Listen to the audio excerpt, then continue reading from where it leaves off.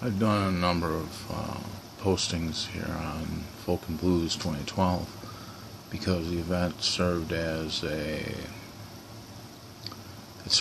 touchstone for me to become interested in a few characters there whom I saw that inspired other characters that I am writing about in a novel. And I've spoken about four or so of them, actually five, see, because I have to include the girl who I call the debutante's boyfriend, because he was there. And I learned something about the person by watching the way the person was treating everyone who were friends of hers. She had probably about six friends there that she was with, and I thought overall treated them very graciously and was a very friendly and cohesive force for those friends. And it's something that I was a little bit I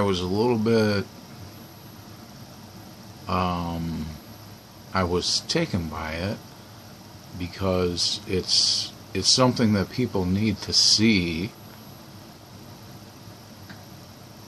Sometimes people get wrapped up in their own lives so much that they can't step out of their own life enough to notice that that's what's going on in the world, to notice that there's an enormous amount of cohesion and agreement with people about what's good.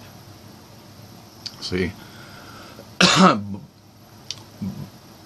yeah, if you get attached to watching certain things on the media or the internet, in the past it was the media because we only had, the 3 local channels and then eventually cable to watch, so we only have a certain variety of things to look at, or a variety of things that we see people doing. I like to speak about how, in the 70s there was kind of a reaction against the Vietnam War, and so much was about love and much was about comedy in the later 70s and in the 80s.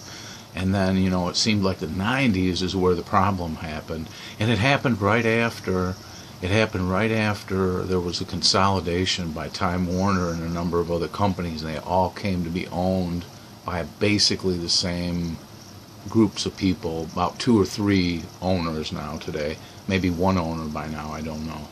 I'm not sure what share Dr. Rockefeller has in that empire, that media empire. I think he's probably well invested in it. I'm not sure if he owns it all. He may own it all. He may be one of the guys who owns it all, he and about 10,000 of his friends. So then it seems like at that point, once that consolidation took place, they started to show us people criticizing each other, cutting each other down, laughing at everything, laughing at the most sacred things. Some of the television shows were like that I like a lot. If you really look at the statements that are made in cartoons that I love, like The Simpsons and Family Guy and all those, and a lot of stuff on Adult Swim, in the past, I don't know if Adult Swim is actually part of the present horizon or not. I used to watch it, and I used to be very interested in a lot that was going on there. And I noted how critical everything had become, and how it was more about cutting people down, or, taking the low view of people rather than the higher view.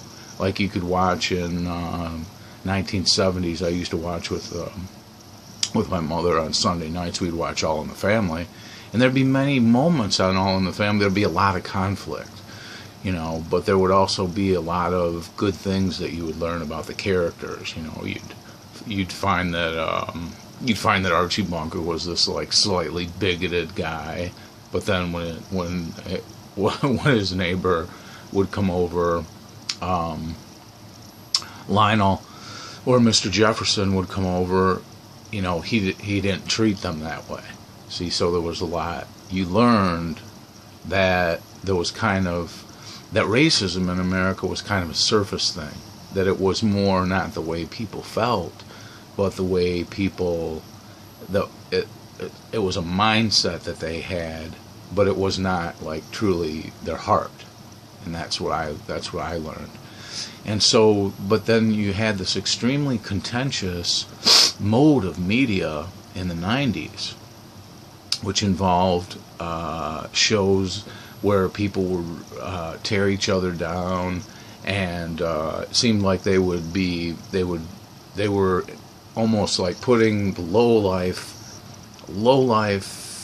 or people who had a very low kind of existence, were put out there as almost like a way of getting everybody to criticize and to look down on things and to swear at things. And I think of some of the fights that I saw on the Jerry Springer show many times, and then this really suave Jerry Springer at the end, he would come up with some like eloquent words to state what he had presented on his show that day and what the real feelings of the people were who were involved. But it wasn't like that. See, that was false. And that probably he would say, well, in order to do well in our society, I had to make that kind of show because I wasn't offered another kind of show. See? So what we're really looking for somebody who can organize people, somebody who can take a critical perspective on media and the content of Hollywood, and someone who can also take a positive perspective on those things and who can bring out of those things the best in the future, not what we presently have. Because what we presently have is kind of a worshiping to the lower impulses and a lot of fear. I began doing a book on the University of Chicago's behavioralist political science department in the 20th century. And so I discovered, as I did research for this, and especially as I read a work of Leo Strauss's called An Epilogue, published in 1962, the year of the Cuban Missile Crisis, and near the time of the Bay of Pigs and the assassination of President Kennedy. But I had become interested in those events, and I had become interested in what it meant for political science to be based on behavioralism. And it largely, in my view now, on an assessment, was a way of determining how you could manipulate people's emotions and how you could control them through a kind of mechanization of their emotions rather than through reason or persuasion. That the non-rational part of man was being answered to rather than the rational part of persons.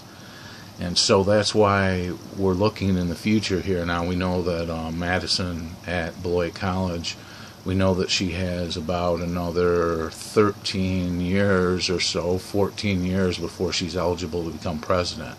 So we'd like to see in the future a Madison, somebody who has the kind of mind that I respect, and somebody who has a wonderful looking body and who is beautiful.